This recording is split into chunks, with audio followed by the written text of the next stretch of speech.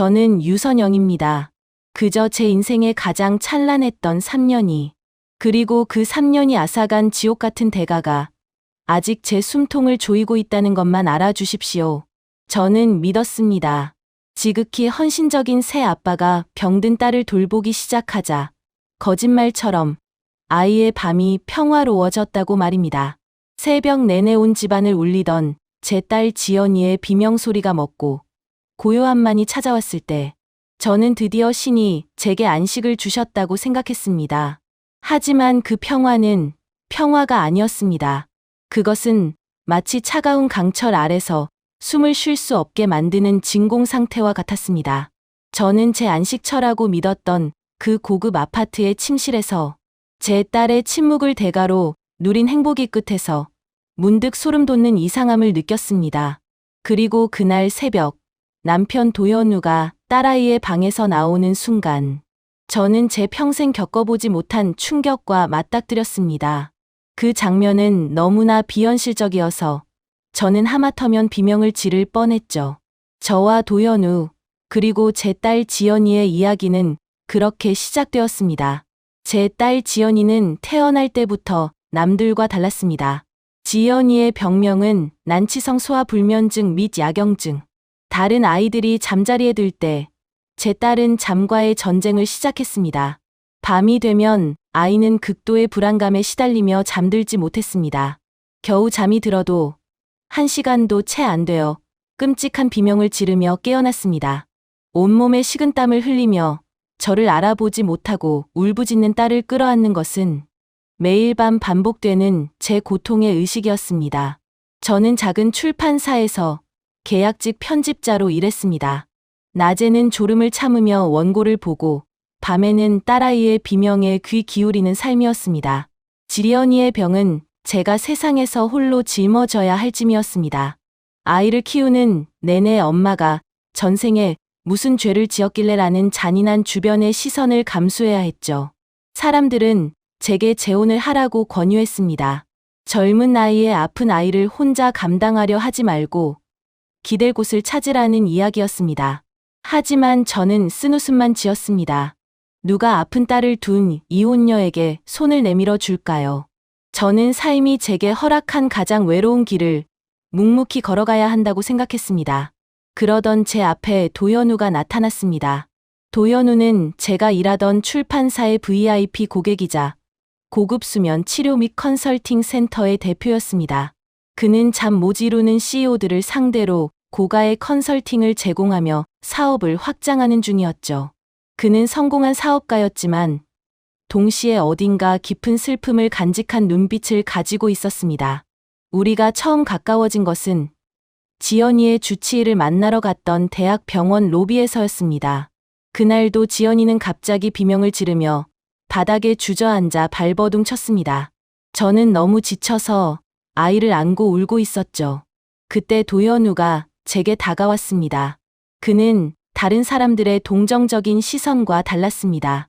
조용히 제 옆에 앉아 저도 밤에 잠 못 자는 사람들을 많이 합니다. 그 고통, 제가 누구보다 잘 알죠라고 말했습니다. 그의 목소리는 차분하고 따뜻했습니다. 도연우는 자신의 과거를 숨기지 않았습니다. 그에게는 아내와 딸이 있었습니다. 하지만 몇 년 전 극심한 수면 장애를 앓던 딸이 잠이 부족해 쓰러지는 바람에 딸을 병원에 데려가던 아내와 함께 교통사고로 세상을 떠났다고 했습니다. 도연우는 그 트라우마 때문에 고통받고 있었죠. 딸아이의 밤을 지켜주지 못한 것이 제 평생의 짐입니다. 그는 제게 진솔하게 고백했습니다. 그는 적극적으로 저와 지연이에게 다가왔습니다. 그는 수면 전문가였지만 대학에서 마취과 의사로 일했던 과거도 있었습니다. 그는 지연이의 복잡한 수면 패턴과 야경증 기록을 꼼꼼히 검토했습니다. 그는 제게 말했습니다. 선영 씨, 저는 지연이를 치료할 수 있습니다. 제가 못 지킨 제 딸아이의 밤을 지연이를 통해 지켜주고 싶습니다. 그의 헌신적인 태도와 전문적인 지식에 저는 깊이 의지하기 시작했습니다. 그가 지연이에게서 자신의 과거를 투영하고 있다는 것을 어렴풋이 느꼈지만 저는 절박했습니다. 그 절박함은 이성적인 판단을 마비시키더군요. 저는 결국 그의 청혼을 받아들였습니다. 우리는 도현우의 최고급 주상복합 아파트로 이사했습니다. 제 인생은 마치 마법처럼 변했습니다. 좁은 전셋집에서 벗어나 저는 햇살이 잘 드는 넓은 공간에서 눈을 떴습니다. 도현우는 완벽한 남편이었습니다. 그는 사려 깊고 다정했으며 특히 지연이에게는 헌신적이었습니다. 지연이의 방은 가장 넓고 조용한 곳으로 꾸며졌습니다. 그는 방에 방음벽까지 설치했죠. 지연이가 마음껏 소리를 질러도 괜찮도록, 그리고 아무도 우리 딸의 평화를 방해하지 않도록 말입니다. 그는 제게 항상 그렇게 말했습니다. 결혼 후 제 삶은 꿈처럼 평화로워졌습니다. 하지만 지연이의 병은 고급 아파트로 이사했다고 나아지지 않았습니다. 밤이 되면 아이는 여전히 불안해했고 간혹 터져나오는 비명 소리는 그 고요함 속에서 더욱 날카롭게 들렸습니다. 저는 밤마다 아이를 끌어안고 진정시키는 일에 지쳐갔습니다. 하지만 도현우는 달랐습니다. 그는 지연이의 침대 옆에 앉아 아이의 작은 손을 잡고 조용한 목소리로 무언가를 속삭이곤 했습니다. 제가 지쳐서 쓰러질 때마다 그는 저를 안심시켰습니다. 괜찮아요, 선영 씨. 지금 가장 중요한 건 지연이의 수면 환경 안정화입니다. 이건 장기적인 싸움이죠. 우리가 같이 이겨낼 겁니다. 그는 자신의 사업을 원격으로 관리하며 집에 있는 시간을 늘렸습니다. 그는 지연이의 잠을 돌보는 일을 가장 중요하게 생각했죠. 지연이는 의사가 처방해준 수면 유도제를 끔찍이 싫어했습니다. 약을 먹일 시간이 되면 전쟁이었습니다. 아이는 울부짖고 토하기 일쑤였죠. 하지만 도현우에게는 자신만의 방법이 있었습니다. 그는 아이가 좋아하는 과일 주스에 약을 몰래 섞지 않았습니다. 대신 그는 아이를 침대에 앉혀놓고 수면의 요정이 주는 특별한 약이라며 우스꽝스러운 표정을 지으며 먹였습니다. 그는 약을 가루로 만들어 아이가 싫어하는 냄새가 나지 않도록 고농축꿀에 섞어 먹였습니다. 놀랍게도 지연이는 점차 도현우가 주는 약을 받아먹기 시작했습니다. 여전히 얼굴을 찌푸리긴 했지만 예전처럼 격렬하게 저항하지는 않았죠. 그리고 정말 기적이 일어났습니다. 지연이가 밤에 깊이 잠들기 시작한 것입니다. 더 이상 새벽 2시에 날카로운 비명을 지르며 깨어나지 않았습니다. 아이는 자정을 넘어 새벽 3시, 4시까지도 조용히 잠들어 있었습니다. 저의 밤도 평화로워졌습니다. 저는 몇 년 만에 처음으로 푹 잠들 수 있었습니다. 새벽에 눈을 떴을 때 온 집안의 감도는 고요함은 제게 이루 말할 수 없는 안식을 주었습니다. 저는 도현우를 끌어안고 울었습니다. 여보, 고마워요. 당신은 정말 신이 보내준 사람 같아요. 도현우는 저의 눈물을 닦아주며 말했습니다. 내가 말했잖아요. 지연이의 밤을 지켜주겠다고요. 내 친딸처럼 사랑하겠다고 약속했습니다. 이제 모든 폭풍은 지나갔습니다. 우린 완벽한 가족이 될 겁니다. 그는 완벽한 가족이라는 단어를 강조했습니다. 그의 눈빛에는 성공적인 치료에 대한 만족감과 어떤 강한 집착이 엿보였습니다. 그때는 그저 저 사람이 드디어 트라우마에서 벗어났구나 하고 생각했습니다.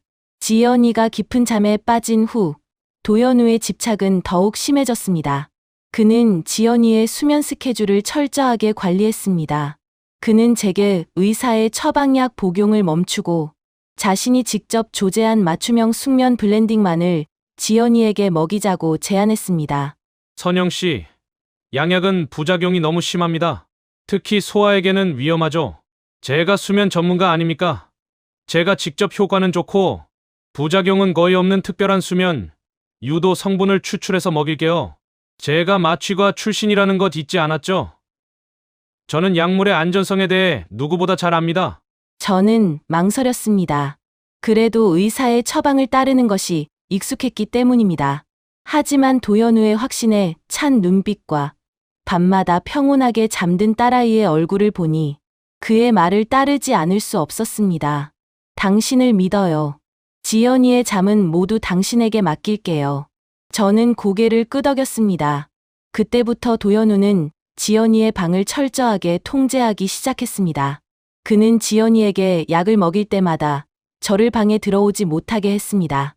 선영 씨, 나가서 좀 쉬어요. 제가 만든 이 액체가 냄새가 독해서 임산부나 예민한 사람에게는 좋지 않습니다. 그는 항상 그렇게 말하며 문을 닫아 걸었습니다. 제가 혹시라도 약에 대해 물으면 특수 발효된 아미노산의 뇌를 안정시키는 고급 약초를 고농축 블렌딩한 겁니다. 성분은 복잡하니 신경 쓰지 마십시오. 라고 두루뭉술하게 대답했죠. 그는 약을 타는 전용 컵을 사용했고 사용 후에는 반드시 직접 깨끗하게 씻어 치웠습니다. 그의 이런 완벽주의는 예전부터 알고 있었지만 지연이의 잠에 대한 그의 집착은 광적일 정도였습니다. 그의 완벽한 통제 속에서 지연이의 잠은 완벽 그 자체가 되었습니다. 아이는 이제 하루 10시간 이상을 잤고 깨어있을 때도 이상하리만큼 얌전했습니다. 예전의 산만함과 불안함은 온데간데 없었죠. 처음에는 이것이 치료의 성공이라고 믿었습니다. 하지만 시간이 흐를수록 이 완벽한 평화가 제 목을 조르는 것 같은 불안감을 느끼기 시작했습니다. 이렇게까지 얌전할 수 있을까? 잠이 너무 깊은 건 아닐까? 저는 스스로에게 질문했습니다. 하지만 지연이가 조용히 자는 모습을 보면 다시 평화에 취해 모든 불안감을 애써 눌러버렸습니다. 내가 너무 예민한 거야. 이럴 때를 놓치지 말고 나도 잠을 보충해야 해. 하지만 엄마의 직감은 절대 속일 수 없는 법이죠. 그날 새벽, 저는 화장실에 가기 위해 잠에서 깼습니다. 침실 문을 조심스럽게 열고 나왔는데 온 집안이 무서울 정도로 고요했습니다. 그 고요함 속에서 제 귀에 아주 희미한 소리가 들려왔습니다. 딸깍 문을 여는 소리, 혹은 잠금 장치를 푸는 소리 같았습니다. 새벽 3시 15분, 지연이 방에서 나는 소리였습니다. 도연우는 분명 제 옆에서 자고 있었는데 저는 숨을 죽이고 침실 문틈으로 거실을 내다보았습니다. 거실은 어두웠지만 지연이 방에서 나오는 희미한 불빛이 복도를 가로지르고 있었습니다. 그리고 지연이 방 문이 조용히 닫히는 소리가 들렸습니다. 스르륵 그 소리는 마치 뱀이 먹이를 삼키고 기어가는 소리처럼 소름 끼쳤습니다. 저는 심장이 멎는 것 같았습니다. 도연우가 지연이 방에서 나온 것입니다.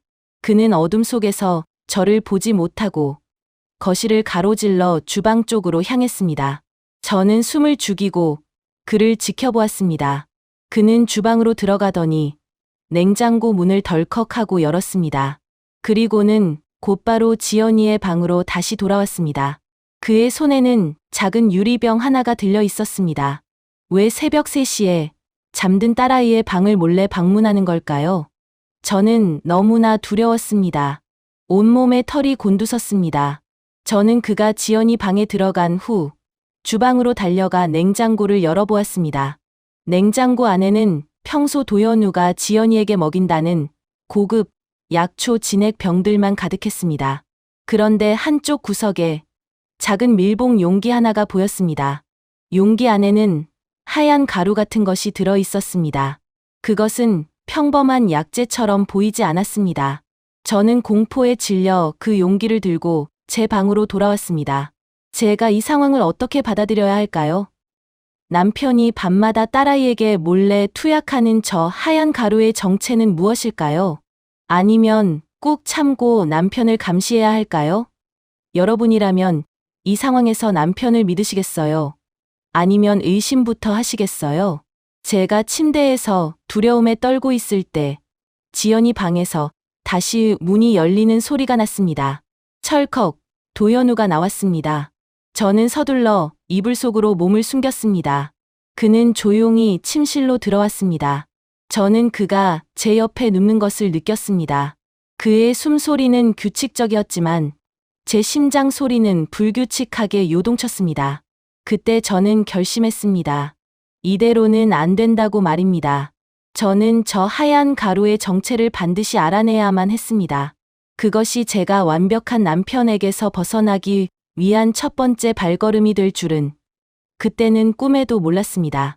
그날 아침, 저는 밤새도록 뜬 눈으로 지새운 채 도연우가 잠든 척 곁에 누워있는 것을 느꼈습니다. 그의 규칙적인 숨소리가 제 신경을 날카롭게 긁어댔습니다. 제가 밤에 냉장고에서 가져온 밀봉 용기는 작은 약병이 아니라 병원에서 사용하는 특수 샘플 용기 같았습니다. 하얀 가루는 아무 냄새도 나지 않았습니다. 저는 이불 속에서 그 용기를 만지작거렸습니다. 온몸에 소름이 돋았죠. 도연우가 깨기 전에 이것을 안전한 곳에 숨겨야 했습니다. 제가 조심스럽게 자리에서 일어나 화장실로 향할 때 도연우가 갑자기 눈을 떴습니다. 그의 움직임은 재빨랐고 잠이 완전히 깬 사람의 눈빛이었습니다. 그는 미소를 지었지만 그 눈빛에는 날카로운 경계심이 담겨 있었습니다. 선영 씨, 벌써 일어났어요? 푹 쉬어야 하는데 어젯밤 지연이는 아주 완벽하게 잤습니다. 그는 마치 자랑하듯이 말했죠. 저는 손에 쥔 용기를 감추기 위해 허둥대다가 그만 용기를 침대 밑에 떨어뜨릴 뻔했습니다. 쨍그랑 소리가 날 뻔했지만 다행히 카펫이 소리를 흡수했습니다. 네, 잘 잤어요. 당신도 푹 잤어요? 저는 애써 태연한 척했습니다. 도연우는 침대에서 일어나 저에게 다가왔습니다. 그는 저를 끌어안았지만 그의 시선은 바닥을 향하고 있었습니다. 오늘 아침 식사는 제가 준비할게요. 당신은 지연이 옆에서 좀 더 쉬어요. 저는 그의 품에서 벗어나려 했습니다. 아니에요. 제가 할게요. 당신은 회사 일 봐야죠. 그때 도연우의 눈빛이 차가워졌습니다. 그는 저를 침대에 앉히고 제 두 손을 잡았습니다. 선영 씨, 내가 말했잖아요. 지금 가장 중요한 건 완벽한 가족의 안정이라고요.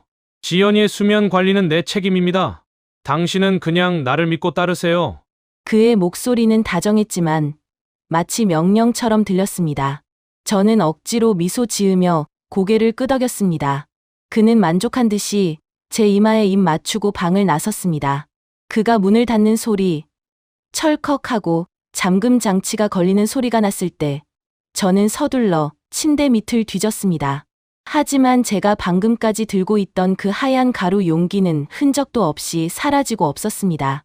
제 심장이 곤두박질 쳤습니다. 제가 언제 떨어뜨렸던 걸까요? 아니면 제가 미처 모르는 사이에 도연우가 회수한 것일까요? 저는 문을 열고 조심스럽게 주방으로 향했습니다. 도연우는 완벽하게 차려진 테이블을 앞에 두고 신문을 보고 있었습니다. 저는 냉장고를 다시 열어 어제 그 용기가 있던 자리를 확인했습니다. 그곳에는 아무것도 없었습니다. 혹시 냉장고에 제가 어젯밤에 먹으려고 꺼내둔 요거트 같은 거 못 봤어요? 작은 통에 담긴 거요. 제가 물었습니다. 도연우는 신문에서 눈을 떼지 않고 대답했습니다. 요거트요? 아니요. 못 봤습니다. 유통기한이 지났다면 제가 버렸을 수도 있죠. 제가 완벽한 식단 관리를 하고 있다는 것 잊었습니까? 지연이에게 안 좋은 건 다 치워야죠. 저는 더 이상 캐물을 용기가 나지 않았습니다. 이 상황에서 솔직하게 당신이 새벽 3시에 딸아이 방에 몰래 들어가서 하얀 가루를 먹이는 걸 봤어요. 이 가루의 정체가 뭐죠? 라고 물어볼 수 있을까요? 아마 그는 저를 편집증 환자 취급하며 정신과 치료를 권유할지도 모릅니다. 아침 식사를 마친 후 저는 딸 지연이의 방으로 갔습니다. 아이는 여전히 깊은 잠에 빠져 있었습니다. 창밖으로 아침 햇살이 환하게 비치고 있는데도 아이는 미동도 하지 않았죠. 저는 아이를 깨우려 지연이의 어깨를 조심스럽게 흔들었습니다. 지연아, 우리 딸, 일어나야지.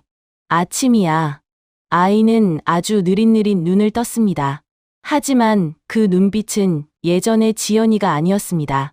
맑고 천진난만했던 빛은 사라지고 마치 오래된 인형처럼 텅 비어 있었습니다. 아이는 저를 보면서도 저를 인식하지 못하는 것 같았죠. 멍한 눈빛으로 허공을 응시하고 있었습니다. 지연아, 엄마 좀 봐. 저는 아이의 얼굴을 붙잡고 제 쪽으로 돌렸습니다. 아이의 얼굴에는 아무런 감정의 변화가 없었습니다. 예전에는 약 기운이 떨어지면 불안해하고 소리를 질렀는데 이제는 그 어떤 반응도 없었습니다. 저는 아이의 입가에 묻은 침자국을 발견했습니다. 밤새 흘린 것 같았죠. 마치 누군가 아이의 스위치를 끄고 육체만 남겨둔 것 같았습니다. 이건 완벽한 평화가 아니야. 이건 무감각이야. 내 딸이 망가지고 있어. 제 머릿속에 경고음이 울리기 시작했습니다.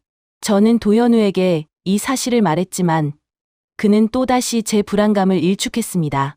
선영 씨, 당신 또 예민하게 구는군요. 아이가 이제 막 안정기에 접어든 겁니다. 수면의 질이 높아지면 뇌가 스스로 회복하는 과정에서 일시적으로 멍해 보일 수 있습니다. 당신이 자꾸 불안해하면 그 에너지를 지연이가 느끼게 됩니다. 그럼 제가 그동안 노력했던 모든 것이 수포로 돌아갑니다. 제발 나를 믿고 지연이를 조용히 내버려 두세요. 그의 목소리는 차가웠고 제게 죄책감을 심어 주었습니다. 저는 더 이상 혼자 견딜 수 없었습니다. 저는 가장 친한 친구인 최민희에게 도움을 요청하기로 했습니다. 민희는 학창 시절부터 저와 모든 것을 함께해 온 친구였고 지연이의 병으로 인한 제 고통을 모두 지켜본 사람이었습니다. 민희야, 제발 주말에 우리 집에 와서 지연이 좀 봐줘. 나 너무 무서워. 지연이가 너무 이상해. 민희는 평소처럼 싱싱한 과일과 지연이가 좋아하는 장난감을 들고 우리 집을 찾았습니다. 화려하고 넓은 아파트를 보며 민희는 잠시 부러워하는 듯 했지만 곧 지연이의 모습을 보고는 얼굴이 굳어졌습니다. 어머, 선영아. 지연이가 왜 이렇게 조용하니? 예전엔 문 밖에서 내 차 소리만 들려도 달려나왔는데. 민희가 지연이에게 다가가 말을 걸었습니다. 지연아, 민희 이모 왔는데 이모 좀 안아줘. 지연이는 소파에 앉아 움직이지 않았습니다. 멍한 눈빛으로 민희를 쳐다보더니 아주 느릿느릿 손을 내밀었습니다. 그리고 억양 없는 목소리로 중얼거렸습니다. 이모 오셨어요. 마치 녹음된 소리를 재생하는 것 같았습니다. 민희는 당황해서 제가 준 사과를 한 입 베어 물다가 사과를 테이블에 쿵 하고 내려놓았습니다. 그 소리에도 지연이는 미동조차 하지 않았죠. 선영아, 얘 왜 이래? 내가 알던 지연이가 아니야. 꼭 영혼이 없는 인형 같아. 민희가 낮은 목소리로 속삭였습니다.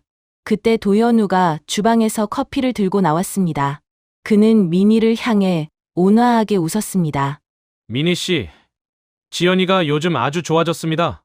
제 특별 수면 요법 덕분이죠. 이제 밤에도 조용하고 낮에도 안정감을 찾았습니다. 민희는 도연우를 똑바로 쳐다보았습니다. 도연우 씨, 죄송하지만 제가 아는 지연이는 이렇지 않았어요. 얘는 아파도 생기가 있었어요. 지금은 약에 취한 사람 같습니다. 도대체 아이에게 뭘 먹이고 있는 거예요? 양약이 아닌데도 이렇게 효과가 강할 수 있나요? 민희는 의사의 처방약이 아니라는 것을 알고 깜짝 놀란 것입니다. 도연우의 얼굴에서 미소가 순식간에 사라졌습니다. 착하고 얼굴이 굳어지는 소리가 들리는 듯했습니다. 그의 눈빛은 제가 처음 보는 차가움과 오만함으로 가득 차 있었습니다. 민희 씨, 당신은 전문가가 아닙니다. 제가 마취과 의사 출신이었다는 것을 잊지 마세요. 저는 양리학에 대해 누구보다 잘 압니다. 치료는 진행 중이고 외부인의 불안정한 시선은 지연이의 심리에 악영향을 줍니다. 부디 선영 씨와 지연이에게 불필요한 걱정은 주지 말아 주세요. 그의 말은 정중했지만 사실상 민희에게 이 집에서 당장 나가라는 무언의 명령이었습니다. 민희는 분노에 질린 얼굴로 저를 돌아보았습니다. 선영아, 정신 차려. 너 저 사람한테 속고 있는 것 같아. 이건 안정이 아니야. 이건 통제야. 그녀는 화가 나서 자리에서 벌떡 일어났습니다. 도연우는 민희를 문 앞까지 따라가 배웅했습니다. 저는 그에게 붙잡혀 아무 말도 할 수 없었죠. 민희가 떠난 후 도연우는 저를 쏘아붙였습니다. 외부인은 항상 상황을 복잡하게 만들 뿐입니다. 당신은 오직 나만 믿고 따라와야 합니다. 내가 지연이의 구원자라는 것을 잊지 마세요. 그는 제 핸드폰을 가져가더니 민희 씨와의 통화는 당분간 자제하세요. 당신의 심리적 안정이 지연이에게 가장 중요합니다. 라고 말했습니다. 저는 그때 도연우가 저를 감시하기 시작했다는 것을 깨달았습니다. 제 의심은 확신으로 변했습니다. 저는 지연이를 데리고 이전 주치의였던 이성환 박사님을 몰래 찾아가기로 결심했습니다. 다음 주 수요일, 저는 도연우에게 거짓말을 했습니다. 여보, 민희가 미안하다고 하면서 지연이와 저를 자기 집에 초대했어요. 지연이에게 새 옷을 선물하고 싶다고 하네요. 도연우는 잠시 저를 빤히 쳐다보았습니다. 그래요. 그럼 내가 운전해 줄게요. 당신이 혼자 운전하면 위험하잖아요. 그의 말에 저는 속이 뜨끔했습니다. 아, 아니에요. 민희가 자기 차로 우리를 데리러 온다고 했어요. 걱정하지 마세요. 제가 애써 웃으며 말했습니다. 도연우는 결국 고개를 끄덕였지만 대신 민희 씨에게 나에게 전화해서 도착했다고 알려달라고 하세요. 라고 조건을 걸었습니다. 저는 알겠다고 대답했지만 이미 제 계획은 절반쯤 틀어졌다는 것을 알았습니다. 민희는 거짓말에 능숙한 사람이 아니었습니다. 수요일 아침, 저는 약속 시간보다 일찍 집을 나섰습니다. 현관문을 잠그고 엘리베이터를 기다리는데 뒤에서 누군가 문을 여는 소리가 들렸습니다. 딸깍, 도연우였습니다. 그는 여유로운 미소를 지었지만 그의 눈빛은 저를 꿰뚫어 보는 듯했습니다. 민희 씨가 벌써 와 있습니까? 그의 목소리는 차분했지만 제 등골에는 식은땀이 흘렀습니다. 저는 거짓말이 들통났다는 것을 알았습니다. 저는 당황해서 더듬거렸죠. 아, 아니요, 아직이요. 제가 그냥 먼저 내려가서 기다리려고요. 도연우는 제 옆에 서서 엘리베이터를 기다렸습니다. 그는 제게서 한 발짝도 떨어지지 않았습니다. 저는 결국 지연이를 이성환 박사님에게 데려가지 못했습니다. 도연우는 저와 지연이를 데리고 근처 대형 키즈 카페로 향했습니다. 지연이가 오랜만에 외출했으니 좀 뛰어놀게 해야죠. 그는 말했지만 그의 눈빛은 저를 감시하고 있었습니다. 키즈 카페에서 지연이는 어떤 놀이 기구에도 반응하지 않았습니다. 멍하니 앉아 있거나 벽만 응시했죠. 도연우는 저에게서 지연이를 떼어놓지 못하도록 감시했습니다. 저는 깨달았습니다. 저는 이 고급 아파트라는 황금 감옥에 갇혀 있다는 것을요. 그는 제가 외부의 도움을 요청하지 못하도록 제 모든 행동을 감시하고 있었습니다. 그날 밤, 저는 잠들 수 없었습니다. 지연이의 멍한 눈빛과 도연우의 차가운 눈빛이 교차하며 저를 괴롭혔습니다. 그때 저는 도연우가 아침에 제게 숨긴 그 하얀 가루를 떠올렸습니다.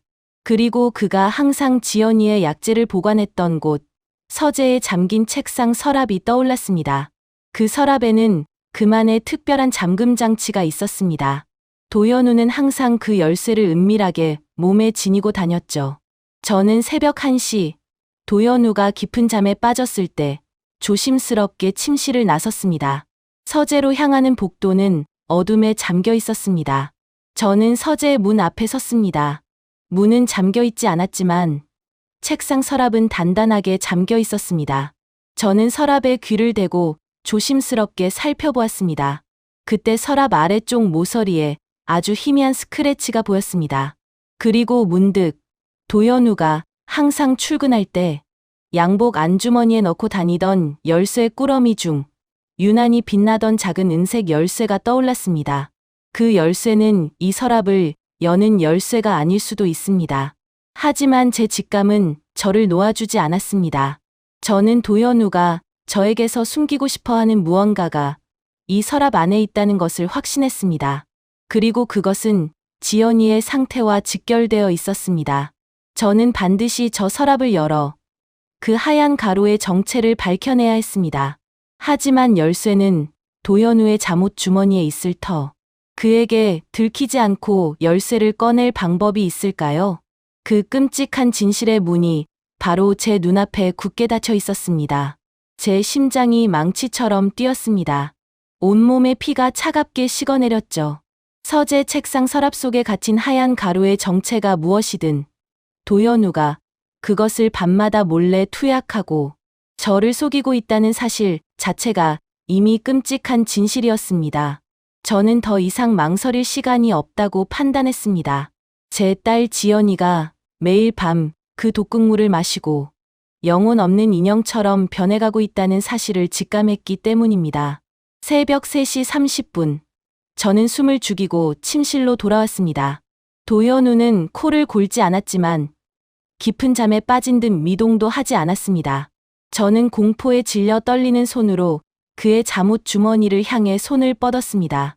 제 손이 그의 주머니에 닿았을 때 천이 사락하고 아주 작게 스치는 소리가 났습니다. 저는 숨을 멈췄습니다. 온몸의 감각이 극도로 예민해져 그의 미세한 숨소리마저 천둥 소리처럼 크게 들렸습니다. 제 심장은 목구멍을 뚫고 나올 것 같았죠.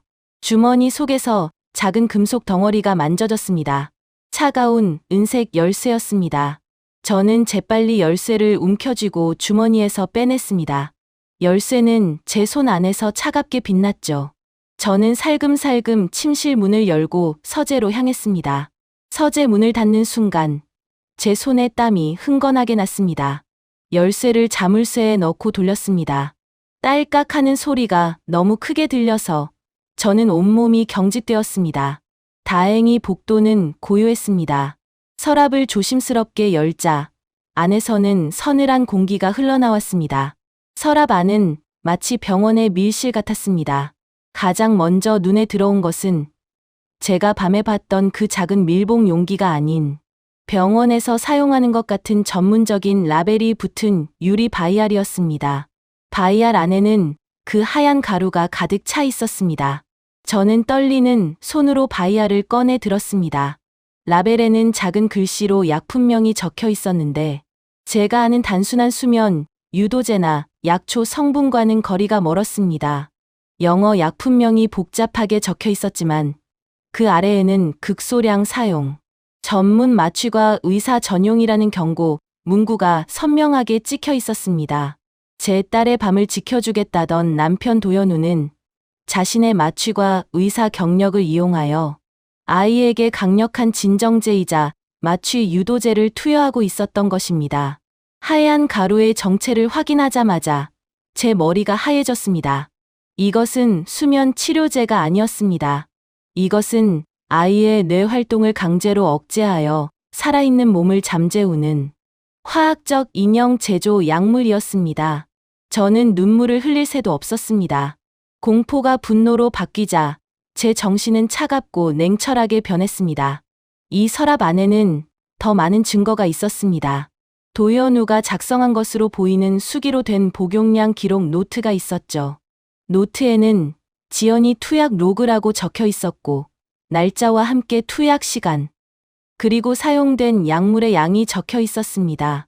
초기에는 아주 소량이었지만 지연이가 조금이라도 불안정한 모습을 보인 날에는 복용량이 치명적이라고 느껴질 만큼 급격하게 늘어나 있었습니다.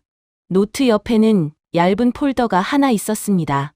안에는 도연우가 자신의 의료 지식을 이용해 지연이의 수면 장애를 통제하려는 목적을 적어 놓은 듯한 섬뜩한 메모들이 있었습니다.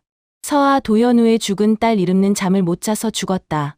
지연이는 절대 잠을 못 자게 해서는 안 된다. 완벽하게 통제된 수면 상태를 유지해야 한다. 복용량 증가 필요. 저는 읽다가 구역질이 나올 뻔했습니다.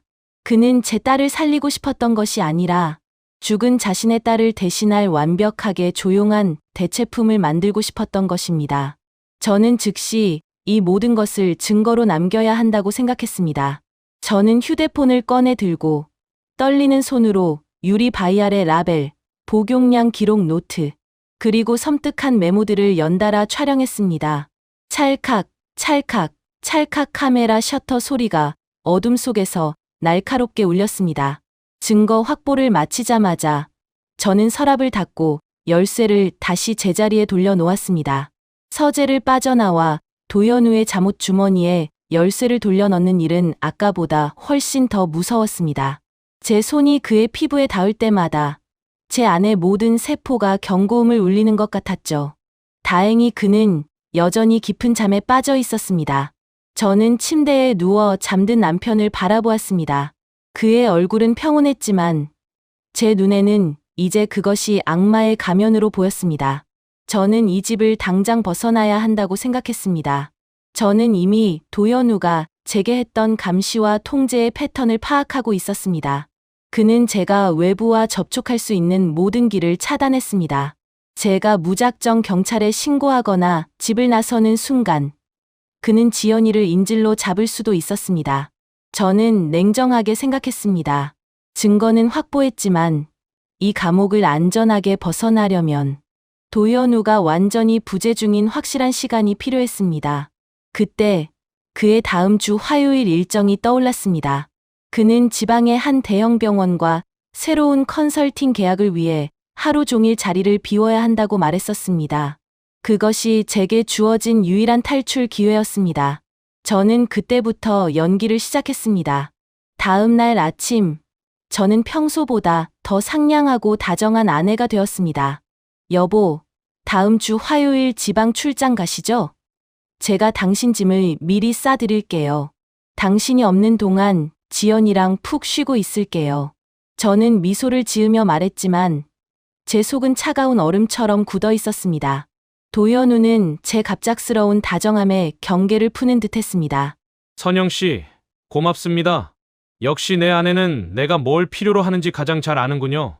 지방에서 하룻밤 자고 올 겁니다. 당신은 지연이 옆에서 푹 쉬어요. 내가 돌아와서 당신에게는 안정을, 지연이에게는 완벽한 밤을 선물해 줄게요. 그의 말에는 섬뜩한 오만함이 담겨 있었습니다. 그는 자신이 모든 것을 완벽하게 통제하고 있다고 믿고 있었습니다. 저는 속으로 쾌재를 불렀습니다. 화요일 바로 그날이었습니다. 저는 지연이의 가장 중요한 서류와 옷가지를 미리 작은 가방에 숨겨두었습니다. 그리고 은밀하게 친구 미니에게 연락했습니다. 제가 도연우의 감시를 피하며 미니에게 연락하는 것은 거의 불가능한 일이었습니다. 저는 도연우가 잠시 샤워하는 틈을 타 짧은 문자를 보냈습니다. 화요일 낮 12시, 아파트 후문 지하 주차장 4번 기둥, 긴급, 구조 요청, 절대 전화하지 마. 문자를 보내고 난 후, 저는 온몸에 힘이 빠졌습니다. 저는 너무 위험한 도박을 하고 있다는 것을 알고 있었습니다. 만약 미니가 문자를 보지 못하거나 도연우에게 들킨다면 제 딸과 저에게 어떤 일이 벌어질지 상상조차 하기 싫었습니다. 도연우는 제가 문자를 보냈다는 것을 알지 못했지만 다음 날 그의 행동은 저를 더욱 불안하게 만들었습니다. 월요일 저녁 도연우는 제게 다가와 말했습니다. 선영 씨, 미안하지만 지방 컨설팅 일정을 다음 주로 미뤄야 할 것 같습니다. 서울에서 중요한 파트너십 회의가 급하게 잡혀서요. 그의 말이 제 심장을 꿰뚫는 비수가 되었습니다. 제가 숨막히는 공포 속에서 계획했던 유일한 탈출구가 막혀버린 것입니다. 저는 공포에 질려 입이 벌어졌습니다. 도연우는 제 반응을 이상하게 여겼습니다. 왜요, 선영 씨? 내가 집에 있는 게 싫습니까? 그의 눈빛이 다시 날카로운 칼날처럼 변했습니다. 저는 그에게서 벗어날 수 있는 유일한 기회를 잃은 것입니다. 저는 이제 극단적인 선택을 해야만 했습니다. 화요일 낮 12시, 미니는 약속 장소에서 저를 기다릴 것입니다. 저는 도연우가 집에 있을 때 지연이를 데리고 이 집을 벗어나야만 했습니다. 도연우가 지방 일정을 취소했다는 말을 들었을 때 제 온몸에 피가 얼어붙는 것 같았습니다. 유일한 탈출구가 막혀버린 것입니다. 저는 공포에 질려 입을 다물지 못했지만 간신히 표정을 수습했습니다. 갑작스러운 취소라 좀 아쉽지만 당신이 집에 있어 주니 든든하죠. 저는 떨리는 목소리로 말했지만 도연우는 제가 연기하고 있다는 것을 눈치채지 못했습니다. 그의 눈에는 자신이 통제권을 쥐고 있다는 오만함만 가득했습니다. 하지만 저는 더 이상 기다릴 수 없었습니다. 하얀 가루의 정체를 안 이상 제 딸 지연이가 매일 밤 독약에 가까운 약물을 투여받고 있다는 것을 알면서 단 하루도 더 그 집에서 버틸 수 없었죠. 화요일 낮 12시, 미니는 약속된 장소에서 저를 기다릴 것입니다. 저는 도연우가 집에 있는 상태에서 그를 속이고 지연이를 데리고 나가야만 했습니다. 그것은 곧 자살 행위와 같았습니다. 하지만 제게는 다른 선택지가 없었습니다. 저는 월요일 밤새도록 계획을 짰습니다. 도현우의 집중력을 분산시킬 아주 강력한 미끼가 필요했습니다. 그의 완벽주의와 결벽증을 이용하는 것이 가장 확실한 방법이라고 생각했습니다. 다음 날 아침, 저는 주방 싱크대의 배수관을 의도적으로 망가뜨렸습니다. 아주 교묘하게 갑자기 물이 역류하는 것처럼 보이도록 만들었죠. 꾸르륵, 꾸르륵 소리가 나더니 싱크대 아래쪽에서 물이 새기 시작했습니다. 도현우는 그 소리를 듣자마자 득달같이 달려왔습니다. 세상에, 이게 무슨 소리야. 물이 새잖아. 그의 얼굴은 극도로 불쾌하다는 듯이 일그러졌습니다. 그는 자신의 완벽하게 정돈된 공간이 오염되는 것을 견디지 못하는 사람이었습니다. 선영 씨, 빨리 건물 관리실에 연락해서 전문 수리 기사를 부르세요. 당장 치워야 해. 저는 침착하게 연기했습니다. 제가 연락할게요. 하지만 기사가 오면 누가 현장을 봐줘야 할까요? 제가 지연이를 돌봐야 해서요. 도현우는 잠시 망설였습니다. 그는 외부인에게 자신의 완벽한 집이 흐트러지는 모습을 보이는 것을 극도로 싫어했지만 물이 새는 상황을 방치하는 것은 그의 결벽증을 자극했습니다. 젠장 내가 봐야지. 수리 기사가 오면 당신은 지연이를 데리고 방에 들어가 있어요. 절대 그들이 집 안을 돌아다니게 해서는 안 됩니다. 수리 기사는 오전 11시 30분쯤 도착했습니다. 거친 드릴 소리와 함께 수도꼭지를 잠그는 끼익하는 쇠소리가 온 집안에 울려 퍼졌습니다. 저는 이 소리가 도현우의 신경을 긁어 그가 주방과 다용도실 쪽에 집중하도록 만들 것이라고 확신했습니다. 지연이는 큰 소리에 잠시 불안해했지만 도현우가 전날 밤 투약한 약물 때문인지 곧 멍하니 벽만 응시했습니다. 저는 심장이 터질 것 같은 긴장감 속에서 지연이의 팔을 잡고 방으로 들어갔습니다. 시계는 11시 55분을 가리키고 있었습니다. 5분 후 미니가 도착할 것입니다. 저는 미리 준비해 둔 작은 배낭을 꺼내 들었습니다. 배낭 안에는 지연이의 의료 기록 사본과 도현우의 범죄 증거 사진이 담긴 휴대폰, 그리고 아이의 여권과 현금이 들어 있었습니다. 지연아, 우리 지금 병원에 가야 해. 아주 중요한 병원이야. 엄마 손 꼭 잡고 절대 소리 지르지 마. 알았지? 저는 지연이의 얼굴에 입을 맞추었습니다. 지연이는 멍한 눈빛으로 고개를 끄덕일 뿐이었습니다. 아이가 너무 얌전하고 조용해서 오히려 제 가슴은 찢어질 듯 아팠습니다. 저는 문고리를 잡고 방문을 살짝 열었습니다. 도현우는 수리 기사에게 이 부분이 완벽하게 수리되어야 한다며 날카롭게 지시하고 있었습니다. 탁탁 수리 도구 부딪히는 소리가 복도를 가득 채웠습니다. 지금이 기회였습니다. 저는 지연이의 작은 손을 잡고 복도를 가로질러 현관으로 향했습니다. 발소리가 나지 않도록 발 뒤꿈치를 들고 걸었습니다. 한 걸음, 한 걸음이 벼랑 끝을 걷는 것 같았습니다. 마침내 현관 앞에 도착했을 때 저는 안도의 한숨을 내쉴 뻔했습니다. 이제 문만 열면 됩니다. 제가 문고리를 잡으려는 순간 문 위에 설치된 작은 장식품이 눈에 들어왔습니다. 앤티크 스타일의 작은 조각품이었는데 자세히 보니 그 조각품 아래쪽에 아주 희미한 붉은색 불빛이 깜빡이고 있었습니다. 너무 작아서 평소에는 절대 눈치채지 못할 정도였습니다. 제 모든 감각이 경고했습니다. CCTV였습니다. 그것도 도현우가 직접 설치한 초소형 몰래 카메라였죠. 저는 심장이 멎는 것 같았습니다. 도현우는 수리 기사에게 집중하고 있는 척하면서도 이 현관을 감시하고 있었던 것입니다. 제가 문을 여는 순간 그는 휴대폰으로 알람을 받고 저를 붙잡을 것입니다. 저는 완전히 사냥감처럼 갇혀버린 것입니다. 하지만 시계는 이미 12시 정각을 알리고 있었습니다. 미니가 지하 주차장에서 기다리고 있을 것입니다. 망설일 시간이 없었습니다. 저는 숨겨둔 증거 사진을 다시 한번 확인했습니다. 저는 이미 모든 것을 걸었습니다. 이대로 잡혀서 도현우에게 증거를 빼앗긴다면 제 딸은 영원히 이 화학적 인형 상태를 벗어날 수 없을 것입니다. 저는 마지막 남은 용기를 쥐어짰습니다. 뛰어야 해. 그가 달려 나오기 전에 저는 문고리를 잡고 잠금 장치를 찰칵 소리 나게 풀었습니다. 그리고 있는 힘껏 현관문을 열어젖혔습니다. 쾅! 문이 벽에 부딪히는 소리가 온 집안을 흔들었습니다. 동시에 주방 쪽에서 도연우의 날카로운 외침이 들려왔습니다. 선영, 당신 지금 뭐 하는 거야? 당장 서! 저는 지연이의 손을 꽉 잡고 비상 계단 쪽으로 미친 듯이 달려나갔습니다. 구두굽이 복도 바닥을 타닥타닥 소리 내며 찧었습니다. 뒤에서는 도연우의 분노에 찬 발소리가 쿵, 쿵, 쿵 하고 쫓아왔습니다. 서! 지연이한테 위험한 짓 하지 마!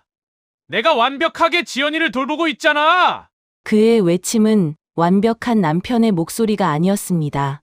그것은 통제권을 잃은 맹수의 울부짖음이었습니다. 저는 1층 로비를 가로질러 지하 주차장 입구로 달렸습니다. 엘리베이터는 위험했습니다. 비상 계단을 이용했습니다. 아이를 안고 좁은 계단을 내려가는 것은 공포 그 자체였습니다.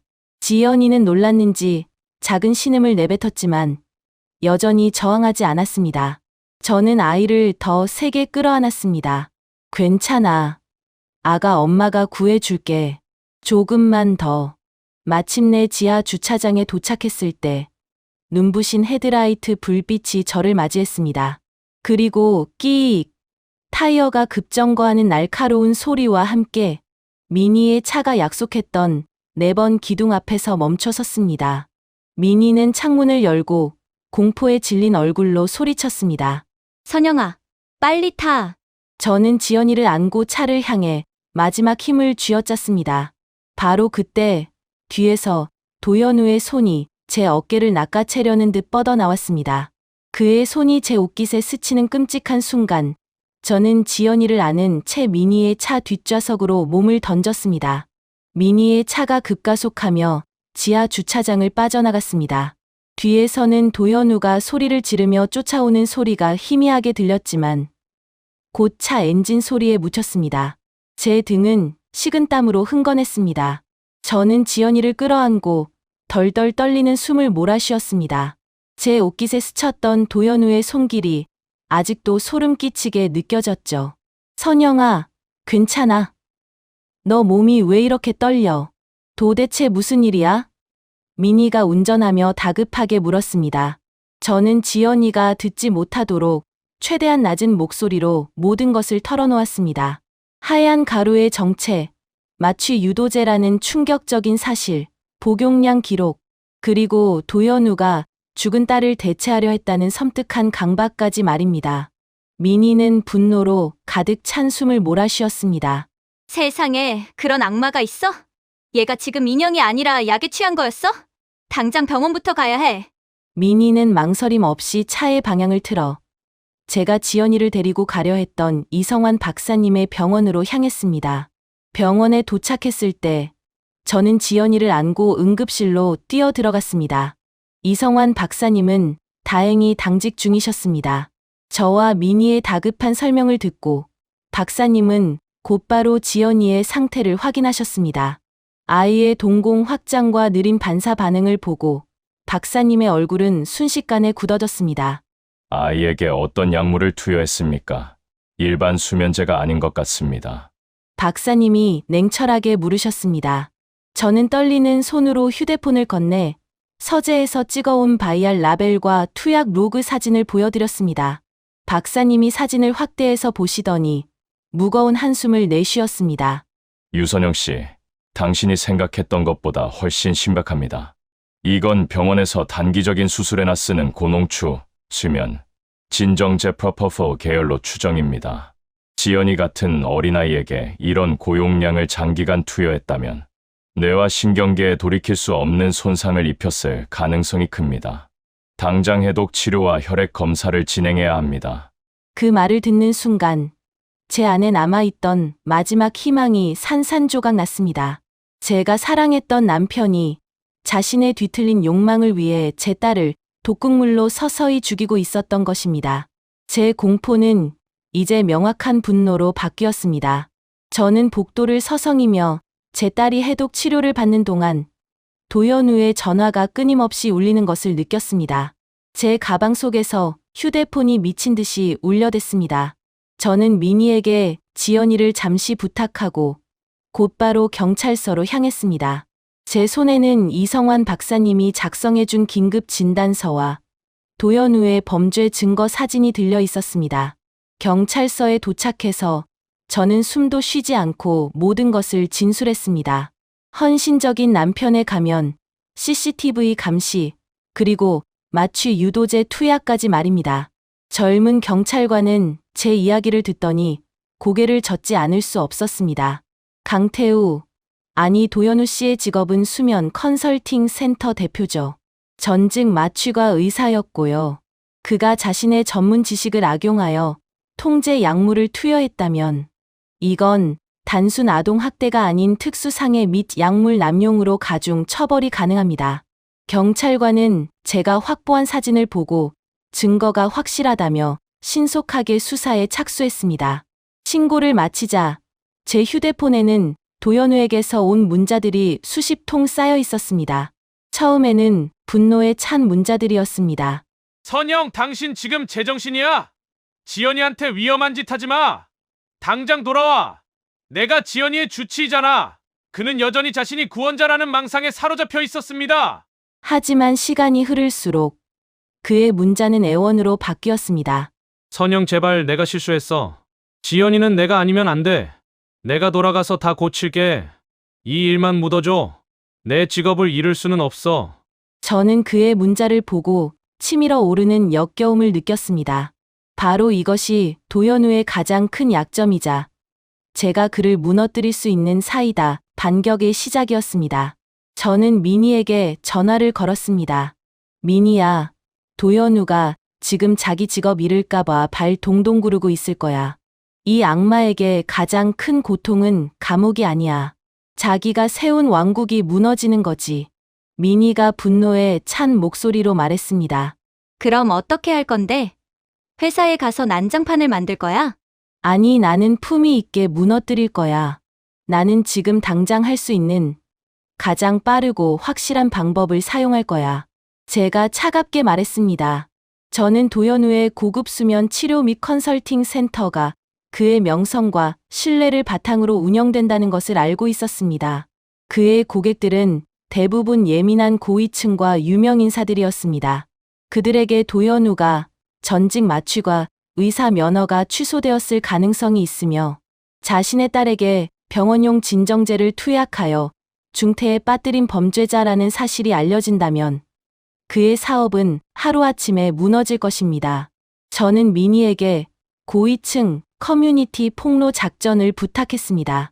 미니는 대기업 사모님들의 고급 모임과 온라인 커뮤니티에 접근할 수 있는 능력이 있었습니다. 미니는 저희 지시에 따라 익명으로 제보 글을 올리기 시작했습니다. 유명 수면 전문가 D씨, 사실은 마취과 의사 면허 취소 전력, 그리고 자신의 의붓딸에게 중독성 약물 투여 혐의로 긴급 수사 중. 제가 경찰서에서 진술서를 작성하고 있을 때 미니에게서 연락이 왔습니다. 선영아, 난리 났어. 그 커뮤니티에 올라온 글 때문에 이미 도연우 고객들이 센터에 전화해서 예약 취소하고 환불 요구하고 있어. 그의 평판은 끝났어. 완벽주의자 도연우에게 이보다 더한 지옥은 없을 거야. 미니의 목소리는 통쾌함으로 떨리고 있었습니다. 저의 복수는 이미 시작된 것입니다. 경찰관은 저에게 도연우가 자택에서 긴급 체포되었다는 소식을 전했습니다. 그는 여전히 혐의를 완강하게 부인하고 있다고 했습니다. 김수진 씨, 대질 신문이 필요합니다. 남편분은 끝까지 자신이 지연이를 치료했다고 주장하고 있습니다. 증거가 명확하지만 진술의 일관성이 중요합니다. 저는 망설이지 않았습니다. 네, 대질 신문에 응하겠습니다. 그가 얼마나 뻔뻔한지 직접 보고 싶습니다. 그리고 경찰관님, 제가 도연우에게 혐의를 완전히 인정하게 만들 결정적인 증거가 하나 더 있습니다. 경찰관이 놀란 눈으로 저를 쳐다보았습니다. 저는 그의 눈을 똑바로 바라보며 말했습니다. 그 증거는 바로 도연우가 자신의 의료 지식을 악용한 과거의 숨겨진 치부와 관련되어 있습니다. 그가 끝까지 거짓말을 한다면 저는 그 증거를 법정에서 공개할 것입니다. 그것은 그의 모든 것을 파멸시킬 것입니다. 저는 지연이가 입원한 병원에서 경찰서로 향했습니다. 제 마음은 고통스러웠지만 동시에 차갑게 식어 있었습니다. 도연우와 마주해야 한다는 사실에 구역질이 났지만 저는 제 딸을 위해 무너지지 않기로 다짐했습니다. 이 악마에게 마지막 대가를 치르게 해야 했습니다. 경찰서에 도착하자 제 앞에는 도연우가 앉아 있었습니다. 체포될 당시의 정장 차림 그대로, 하지만 넥타이는 풀어져 있었고 머리는 헝클어져 있었습니다. 그의 눈빛은 여전히 저를 향해 오만함과 억울함을 섞어 보내고 있었습니다. 제가 문을 열고 들어서자 그는 벌떡 일어나려 했지만 경찰관이 제지했습니다. 철컹하는 수갑 소리가 귓가를 때렸습니다. 선영, 당신 지금 제정신이야? 내가 지연이를 얼마나 사랑했는데 당신이 이 모든 걸 오해하고 있는 거야. 그의 목소리는 격앙되어 있었습니다. 저는 테이블 건너편에 앉아 그의 눈을 똑바로 쳐다보았습니다. 제 눈에는 더 이상 사랑도 연민도 없었습니다. 오직 차가운 분노와 증오만 남아 있었죠. 경찰관이 진술을 시작했습니다. 도연우 씨, 저희는 피해 아동의 혈액에서 고농도 수면, 진정제 성분을 확인했습니다. 김수진 씨가 제출한 사진 증거와 투약 로그 기록도 확보했죠. 더 이상 치료라는 변명은 통하지 않습니다. 어디서 그 약물을 구했습니까?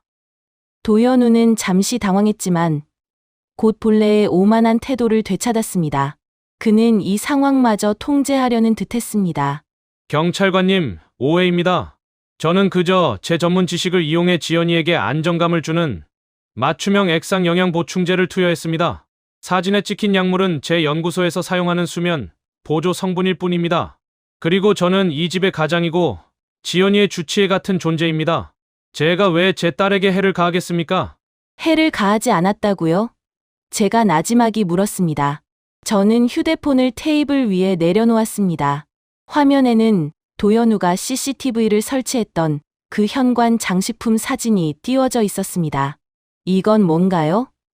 당신은 완벽한 가족의 안정을 원했지만 이 집 현관에는 당신의 눈이 숨어 있었죠. 왜 가족을 감시했습니까? 당신이 투여한 약물이 안전했다면 왜 매일 밤 새벽 3시에 몰래 투약했고 왜 저에게는 독한 약초 냄새 때문이라고 거짓말을 했습니까?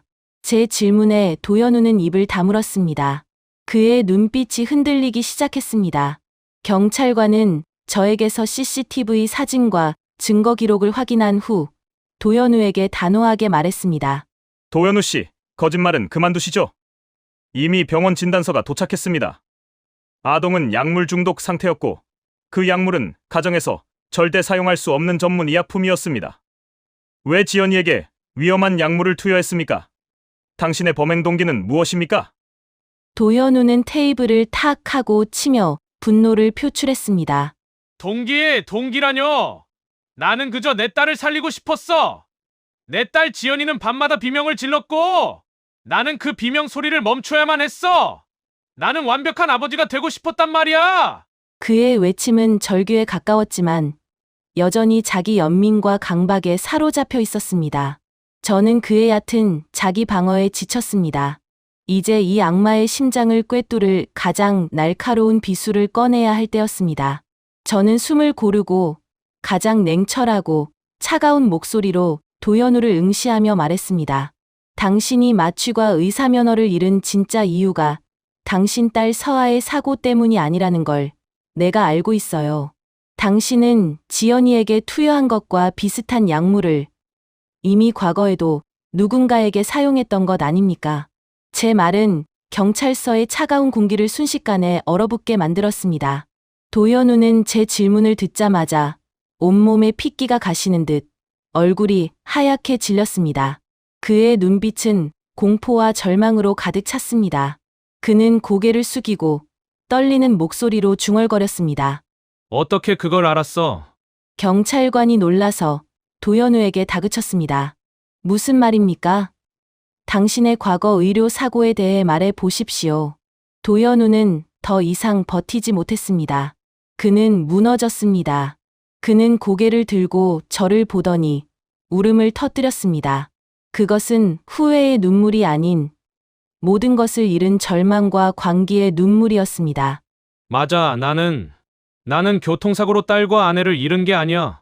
나는 최고의 마취가 의사라고 자부했지만 내 딸 서아는 극심한 불안 장애와 수면 발작을 앓았지. 나는 내 실력을 증명하고 싶었어. 그는 잠시 말을 멈추고 고통스럽게 숨을 쉬었습니다. 나는 공식 루트가 아닌 실험적인 수면 유도를 시도했어. 서아의 불안을 완벽하게 통제하고 싶었지. 내가 개발한 고농도 진정제 블렌딩을 서아에게 투여했어. 마취가 의사로서 내가 제일 잘 다룰 수 있는 약물이었으니까. 하지만 복용량을 잘못 계산했지. 아니, 완벽한 통제에 대한 내 오만이 너무 컸어. 서아는 깊은 잠에 빠진 채 깨어나지 못했어. 약물 과다 투여로 인한 심정지였지. 그의 고백은 마치 끔찍한 비명이 복도를 울리는 것 같았습니다. 아내도 마취가 의사였고 내가 약물을 조제할 때 도와줬어. 그녀는 내 범죄를 은폐하기 위해 모든 것을 교통사고로 위장했지. 하지만 죄책감 때문에 결국 스스로 목숨을 끊었어. 도연우는 바닥에 무릎을 꿇고 울부짖었습니다.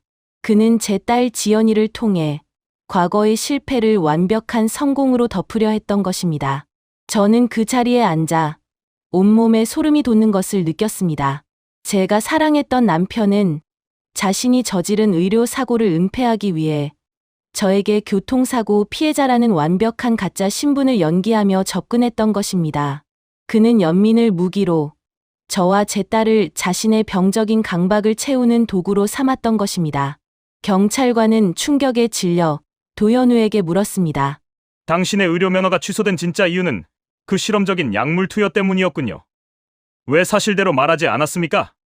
도연우는 고개를 숙인 채 중얼거렸습니다. 나는 완벽한 전문가이고 싶었어. 나의 능력을 인정받고 싶었단 말이야. 지연이를 완벽하게 통제해서 내가 실패자가 아니라는 걸 증명하고 싶었어.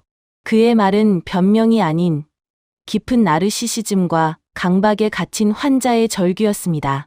경찰관은 조용히 저를 바라보더니 단호한 목소리로 도연우에게 말했습니다. 도연우 씨, 당신의 모든 혐의가 인정되었습니다.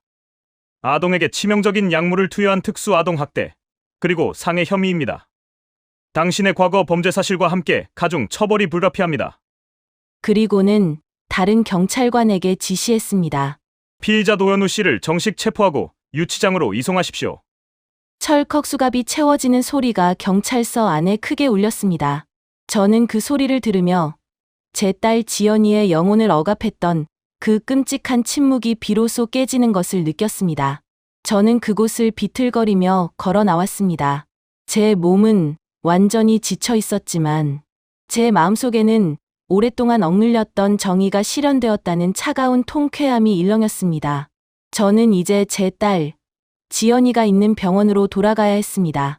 지연이는 여전히 약물 중독에서 벗어나기 위해 싸우고 있었지만 저는 더 이상 두렵지 않았습니다. 저는 이 악마를 제 손으로 단죄했기 때문입니다. 경찰서를 나선 후 제 몸은 텅 비어버린 껍데기 같았습니다. 도연우를 단죄했다는 통쾌함은 잠시였고 제 딸 지연이가 겪고 있을 고통과 앞으로 감당해야 할 무게가 저를 짓눌렀습니다. 저는 곧바로 병원 응급실로 달려갔습니다. 다행히 지연이는 응급처치를 잘 받고 중환자실에서 일반 병실로 옮겨진 상태였습니다. 미니가 제 옆에 앉아 저를 맞아주었습니다. 선영아, 괜찮아. 고비는 넘겼대. 도연우 그 악마는 이제 끝이야. 미니는 제 어깨를 안아주었지만 저는 제 딸의 침대 곁으로 곧장 걸어갔습니다. 지연이는 여전히 창백했지만 눈을 뜨고 있었습니다. 저는 아이의 이름을 불렀습니다. 지연아, 엄마야. 엄마 좀 봐. 아이의 눈은 저를 향했지만 초점이 없었습니다. 그것은 예전에 약물에 취해 있던 멍한 눈빛과는 달랐습니다. 마치 막 태어난 아기처럼 세상을 전혀 인식하지 못하는 백지 상태의 눈빛이었습니다. 저는 아이의 작은 손을 잡았지만 아이는 제 손길에 아무런 반응도 보이지 않았습니다.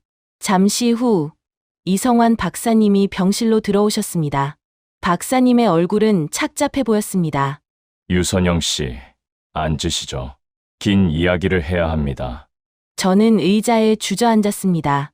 박사님은 조심스럽게 말씀을 이어갔습니다. 지연이는 급성 약물 중독에서 벗어났습니다. 하지만 장기간의 고용량 진정제 남용이 아이의 신경계에 심각한 손상을 입혔습니다. 제 심장이 다시 한번 바닥으로 곤두박질 쳤습니다. 무슨 말씀이세요, 박사님? 회복이 안 되는 건가요? 박사님은 깊은 한숨을 쉬었습니다. 솔직히 말씀드리자면 도연우 씨가 투여한 약물은 아이의 발작을 억제한 것이 아니라 뇌의 인지 기능과 기억 중추를 강제로 침묵시킨 것입니다. 지연이는 부분적으로 인지적 사망 상태입니다. 아이의 정신이 마치 포맷된 하드디스크처럼 초기화된 겁니다. 우리에게 익숙했던 지연이는 더 이상 존재하지 않습니다. 그게 무슨 말이에요? 제 목소리는 비명으로 변했습니다. 쉽게 말해 아이는 모든 것을 다시 배워야 합니다. 말을 하는 법, 숟가락을 사용하는 법, 엄마를 인식하는 법까지도요. 앞으로 길고 고통스러운 재활 과정이 필요합니다. 완벽하게 회복되지 못할 수도 있고 영구적인 인지 장애가 남을 수도 있습니다. 박사님의 말은 제 영혼을 찢어 놓았습니다. 도연우는 제 딸을 죽인 것만이 아니었습니다. 그는 제 딸의 영혼을 강탈한 것입니다. 저는 그 자리에서 주저앉아 울부짖었습니다. 내 딸을 돌려줘. 도연우, 그 악마, 미니가 저를 끌어안았지만 제 울음은 멈추지 않았습니다.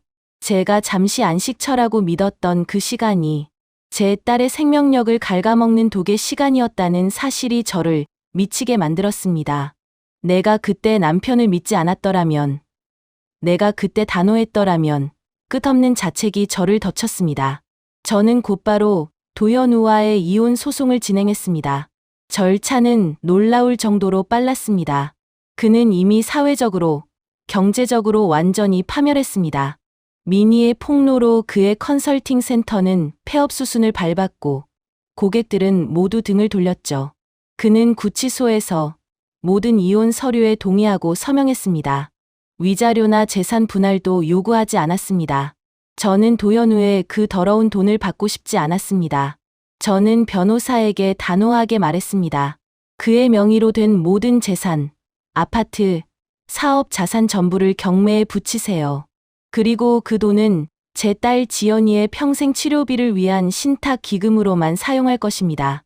저는 도연우의 돈을 단 한 푼도 제 사적인 용도로 쓰지 않음으로써 그에게서 완전히 해방되고 싶었습니다. 그것이 제가 선택한 마지막 자존심이었습니다. 아파트를 판 돈과 도연우에게서 몰수한 재산으로 신탁 기금을 마련했습니다. 그리고 저는 병원과 재활센터에서 가까운 작고 낡았지만 햇살이 잘 드는 빌라의 1층으로 이사했습니다. 저는 출판사 일을 그만두었습니다. 지연이의 재활에 전념하기 위해서였죠. 밤에는 회계 장부를 집으로 가져와 처리하는 프리랜서 일로 생계를 유지했습니다. 제 삶은 다시 싱글맘의 고단한 일상으로 돌아왔지만 이번에는 그 짐의 무게가 몇 배는 더 무거웠습니다. 재활의 여정은 지옥 그 자체였습니다. 지연이는 정말 갓난아기 같았습니다. 스스로 먹지 못하고 말도 하지 못했으며 밤에는 이불에 실수를 했습니다. 가장 끔찍했던 것은 아이가 먹는 것 자체를 극도로 두려워했다는 것입니다. 숟가락만 봐도 몸을 움츠렸고 제가 죽 한 숟가락을 떠서 입에 대려 하면 공포에 질려 눈을 감고 소리를 질렀습니다. 싫어. 약. 아이의 입에서 나오는 약이라는 단어는 도연우가 얼마나 끔찍한 트라우마를 심어 놓았는지 여실히 보여주었습니다. 그는 달콤한 꿀과 주스 속에 독약을 타서 아이에게 먹는 행위 자체를 공포로 만들어 버린 것입니다. 저는 아이를 끌어안고 밥을 먹일 때마다 가슴이 찢어지는 고통을 느꼈습니다. 저는 아이에게 엄마라는 단어부터 다시 가르쳐야 했습니다. 제 얼굴을 가리키며 수백 번, 수천 번을 반복했습니다. 엄마, 수진. 아이는 저를 멍하니 쳐다볼 뿐 아무런 반응도 보이지 않았습니다. 저는 육체적, 정신적으로 완전히 지쳐갔습니다.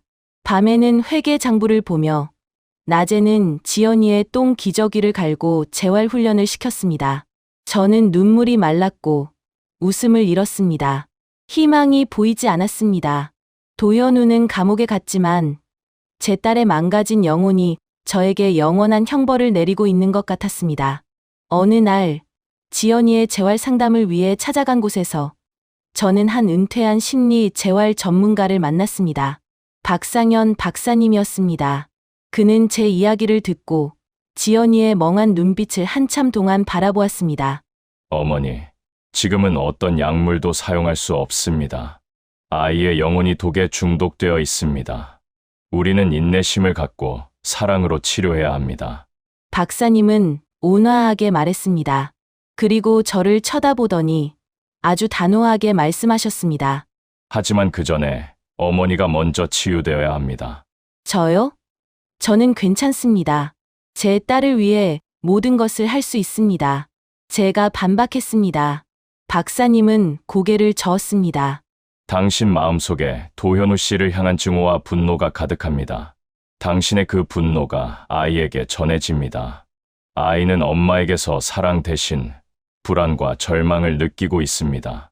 당신이 그 증오를 놓아주지 않는다면 아이는 영원히 당신을 엄마로 인식하고 이 트라우마에서 벗어날 수 없을 것입니다. 당신이 먼저 그 악마를 용서해야 합니다. 그를 위해서가 아니라 당신의 딸을 위해서요. 박사님의 말은 제 머리를 망치로 맞는 것 같았습니다. 제 모든 헌신이 사실은 분노에 가득 찬 헌신이었고 제 딸에게는 해악이 될 수 있다는 충격적인 진실. 저는 과연 이 악마 같은 남편을 용서하고 다시 웃는 엄마가 될 수 있을까요? 도저히 용서할 수 없는 사람을 용서해야만 내 딸이 살 수 있다면 당신은 어떤 선택을 하시겠습니까? 박상현 박사님의 말씀은 제 가슴을 깊숙이 찔렀습니다. 제 모든 헌신이 분노로 가득 차 오히려 제 딸의 치유를 방해하고 있었다니. 저는 그날 밤 지연이의 침대 곁에 앉아 도연우를 향한 증오를 내려놓기로 결심했습니다. 그것은 도연우를 위한 용서가 아니었습니다. 오직 제 딸 지연이의 영혼을 구하기 위한 저 자신과의 처절한 싸움이었습니다. 저는 변하기 시작했습니다. 집안의 분위기를 바꿨습니다.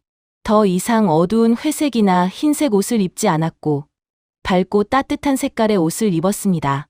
밤마다 회계 장부를 볼 때도 이어폰을 끼고 잔잔한 클래식 대신 신나고 발랄한 동요를 틀었습니다. 지연이와의 재활 훈련도 완전히 달라졌습니다. 저는 더 이상 아이에게 엄마라는 단어를 강요하지 않았습니다. 대신 제가 먼저 웃고 제가 먼저 그림을 그렸습니다. 저는 크레파스를 들고 노란색 해, 빨간색 꽃, 파란색 나비를 그렸습니다. 음치였지만 저는 아이에게 노래를 불러주었습니다. 반짝반짝 작은 별. 지연이는 여전히 멍한 눈으로 저를 쳐다보았지만 저는 지치지 않았습니다. 저는 아이의 무감각한 얼굴에 제 볼을 비볐습니다. 엄마가 널 얼마나 사랑하는지 알지? 비명 질러도 괜찮아. 울어도 괜찮아. 내 감정은 너의 것이야. 그러기를 수개월. 박사님의 지도 아래 저는 놀이 치료와 예술 치료를 병행했습니다. 지연이는 검은색만 사용하던 것에서 점차 벗어나 노란색, 빨간색 같은 밝은 색을 만지기 시작했습니다. 아주 느린 변화였지만 제게는 기적과 같았습니다. 그리고 그날 저녁이 왔습니다. 여느 때처럼 저는 아이에게 죽을 떠먹여 주고 있었습니다. 저는 입을 벌리지 않으려는 아이를 보며 노래를 흥얼거렸습니다. 아이의 얼굴은 평소처럼 무표정했습니다. 제가 숟가락을 내려놓고 아이의 얼굴을 닦아주려 할 때였습니다. 지연이가 고개를 들어 저를 바라보았습니다. 아이의 눈동자는 여전히 맑지 않았지만 이전에 비해 확연히 초점을 맞추고 있었습니다. 아이는 저를 오랫동안 쳐다보더니 작은 입술을 달싹였습니다.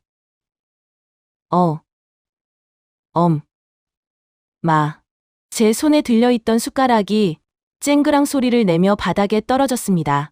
죽 그릇이 엎질러지는 소리도 들리지 않았습니다.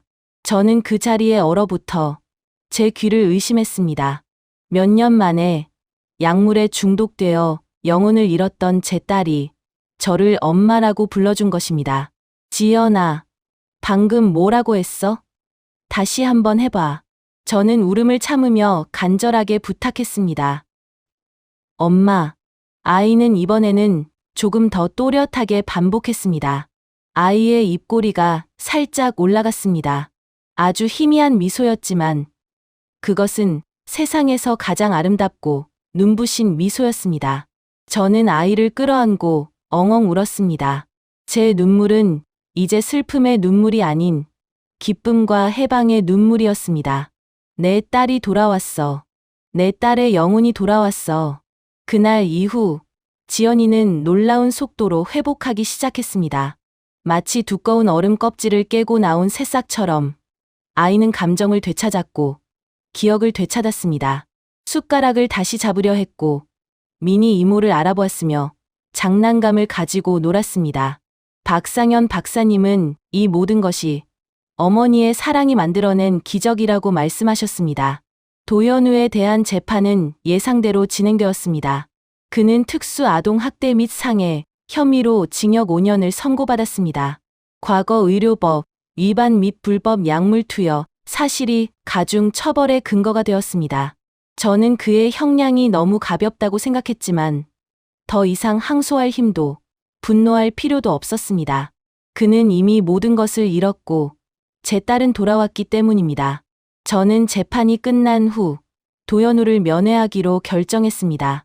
그것은 제 해방을 위한 마지막 의식이었습니다. 저는 지연이를 미니에게 맡기고 교도소로 향했습니다.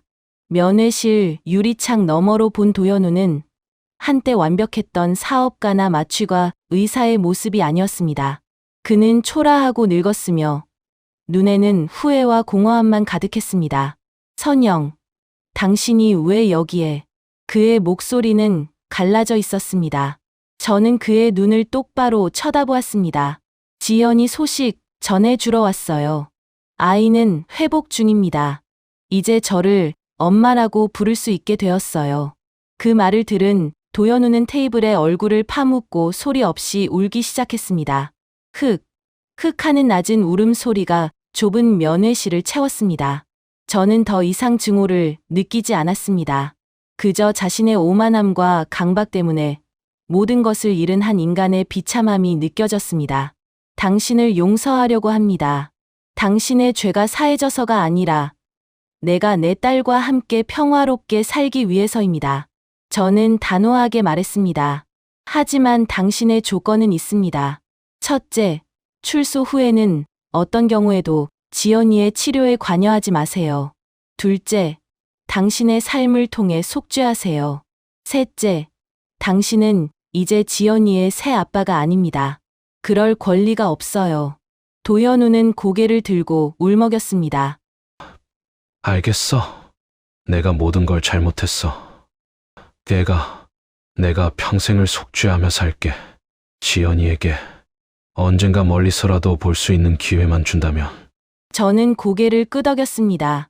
당신이 진정으로 속죄하고 재활 전문가의 완치 판정을 받는다면 언젠가 지연이의 친구, 아저씨로 만날 수 있는 기회를 생각은 해보겠습니다. 그것이 제가 그에게 준 마지막 조건이자 제 딸의 이름을 건 마지막 잡이었습니다. 저는 돌아서서 면회실을 나왔습니다. 문이 쾅 하고 닫히는 소리가 들렸을 때 저는 비로소 제 삶의 가장 무거운 족쇄가 풀리는 것을 느꼈습니다. 그 후 2년이 흘렀습니다. 저는 이제 도연우가 없는 저와 지연이만의 새로운 삶을 살고 있습니다. 지연이는 7살이 되어 특수 교육을 받으며 친구들과 어울리는 방법을 배우고 있습니다.